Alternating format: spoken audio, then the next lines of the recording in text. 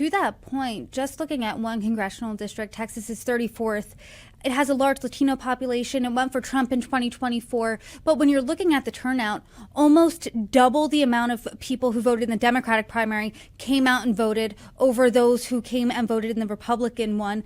What do you think all of this, all of the results we saw last night, what do you think this means not only for the midterms, but the direction of each party? Well, there is a battle for the Republican Party on its direction. And are we looking for the John Cornyn type of candidate? Or are we looking for the Ken Paxton type of candidate? The President Trump is not going to be running again. He won't be elected again. And so the question is, who's going to be leading the party and what's the direction for 2028? As when we get past the 2026 election, it's all about the presidential election. And I think there's going to be a battle both on the Republican side and on the Democratic side, because the real energy on the Democratic side is the far progressives. And a lot of traditional Democrats, those who are a little more moderate, are not going to want to go in that direction. So I think we're going to have fights in both parties about what's the future of the party going to be.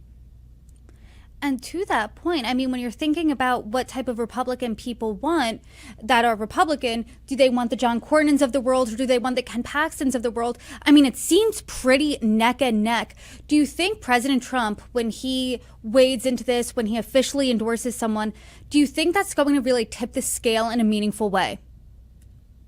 I don't think so. I think it may help a little bit, but President Trump is a unique candidate. He was able to rally people. When you go to his rallies, I mean, people are there. They're boisterous. They're loud. They're enjoying their time. Very few candidates have been able to do something like that. Could J.D. Vance do that, who sort of is considered the heir apparent right now? I'm not sure he can. Plus, there's a lot of good Republicans in the wings who might decide to step in. Glenn Youngkin from Virginia, Brian Kemp from Georgia. There could be DeSantis from Florida might decide to jump back in there, and even Ted Cruz might be willing to jump in there, even though there's rumors that he might be nominated for the Supreme Court. So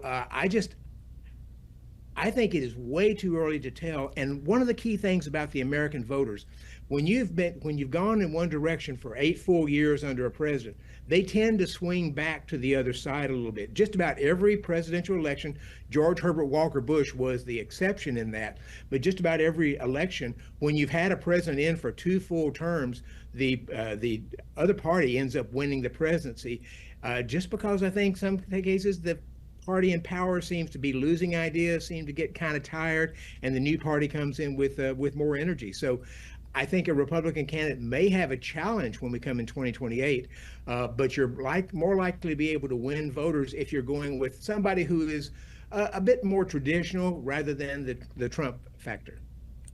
And something that we didn't even talk about until I'm going to ask you about it now is the factor, the weekend surprise, the United States striking Iran, having a multi-day conflict that President Trump says is going to last probably 4 or 5 weeks. He said we're ahead of schedule, but he predicts that's how long it's going to last. Do you think that had any impact on Tuesday's primaries? And do you think that will have any impact on the midterms, or is it too early to tell? I think it's too early to tell, but the public is really split on this. You've got a lot of people who feel like this is an illegal war that he shouldn't have done.